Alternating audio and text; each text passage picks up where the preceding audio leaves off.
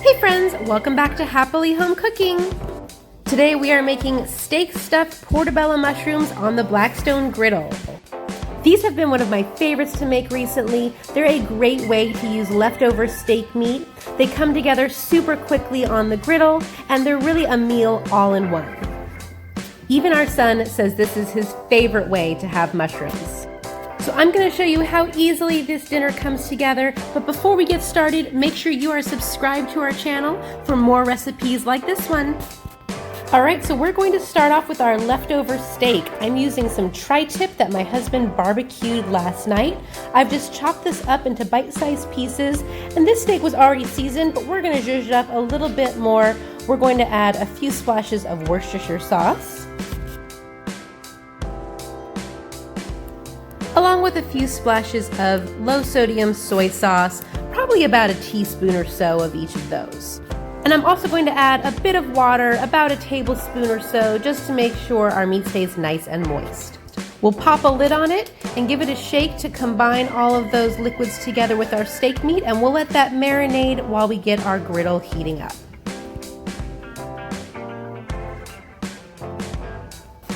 I've got the left side of our griddle over a medium-high heat, and the right side is just turned down to low. I've got 4 large portobello mushroom caps. We're going to remove the stems.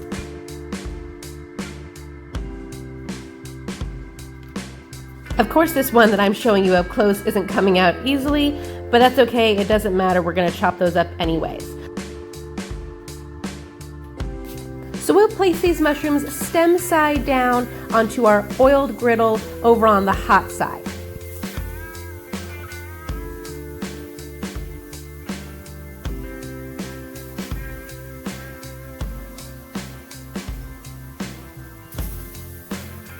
We'll brush our mushroom caps with some balsamic vinegar. I use about 2 to 3 tablespoons total in this recipe.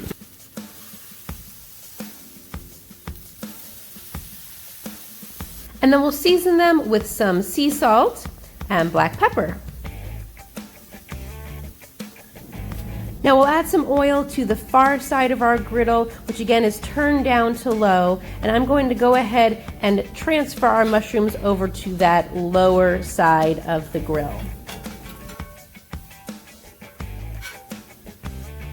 We've got a nice sear on these to get them started, so now we're going to shift them over to the lower heat so we can slow down the cooking process and let them keep going while we prepare our filling. So we'll add a little more oil on our hot side of our griddle, and we're going to throw down a half of a large chopped yellow onion, along with a rounded teaspoon of minced garlic, and 1 chopped and seeded jalapeno. We'll give our mushrooms a flip so they can begin cooking on the other side.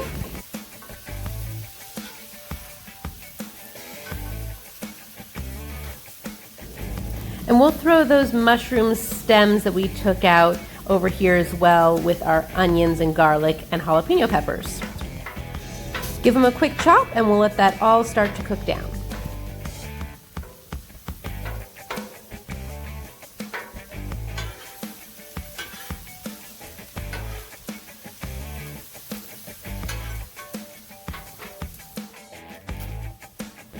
Now we're going to be using about half a cup of crispy onions, and I like to put those over here on the coolest part of my griddle where it's just barely warm so they can begin warming through and lightly toasting. Once our onions and peppers have softened, we're going to be adding some power greens. These power greens contain baby chard, spinach, and kale. You can get this big bag at Costco, or you could use any one of those on its own. I'm using about 4 ounces or 2 big handfuls of those greens. And we'll get those cooking in here with our onions and peppers until those greens have begun to wilt. I'll shift these to the middle of our griddle now so they can continue cooking and make room for our meat. A little more oil. I like to give the steak one more shake in that marinade, and then we'll throw it down on that oiled griddle. Again, this is over on the hot side of the griddle over a medium-high heat, So we're going to get some nice color, a little crust to our steak. This is one of my favorite things about cooking on the Blackstone griddle is I can have all of these things going at once. I don't have to do this in batches or have multiple pans out on my stovetop. It just makes it so easy. So we're going to make sure we season up our veggies, layer our flavors with a little more salt and pepper to those.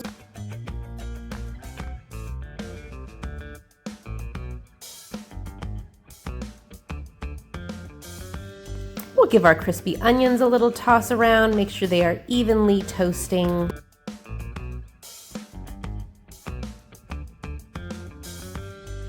And now that we have all of these yummy components going, we are just about ready to start throwing these portobello mushrooms together. You can see that as the mushrooms have cooked, they've released some of their liquid. So before we put this all together, I'm going to quickly just turn these mushrooms over to dump out that excess liquid that's been released. And then we'll flip them back over one more time so that stem side is up.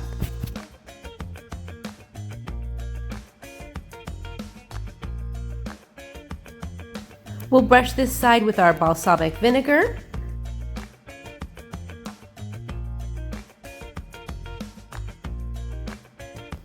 Give them a shake of that sea salt and pepper. And then we are ready to combine our filling together. I'm adding in 2 ounces of cream cheese to our filling.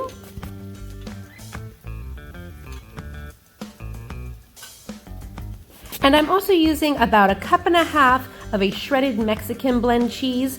I'll add about half of our shredded cheese into the filling and reserve the other half. We'll mix all of this together, our steak, our cheeses, our greens and onions, get that all mixed together, get the cheeses melted.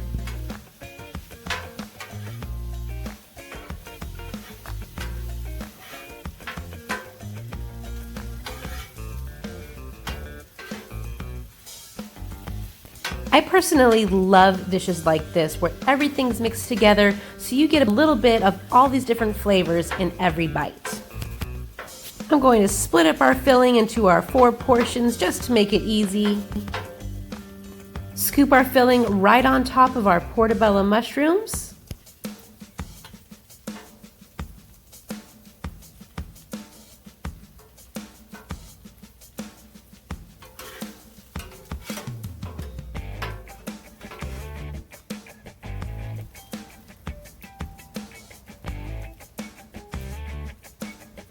Top it with our remaining shredded cheese. Who doesn't like a little extra melted cheese on top?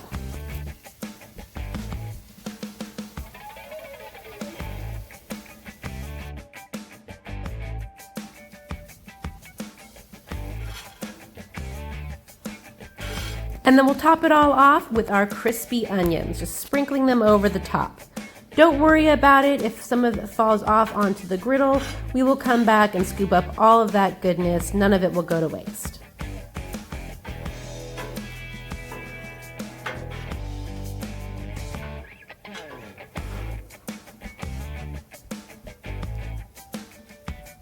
Now we'll close our griddle lid just for a couple minutes to help that cheese melt. And voila, dinner is ready. I can hardly wait to dig into these. These are the best. Our tender chunks of steak, all of our greens, the creaminess of the cheese, the delicious balsamic glazed mushrooms, topped with those crispy onions. These are just heaven and so simple to make.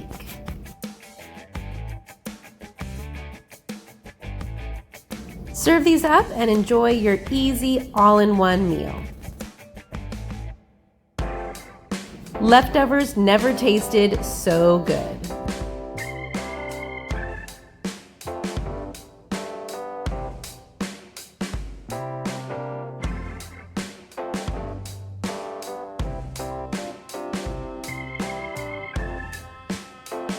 Don't forget all those little bits of crispy onions that fell onto your griddle. Scoop those up and top them off.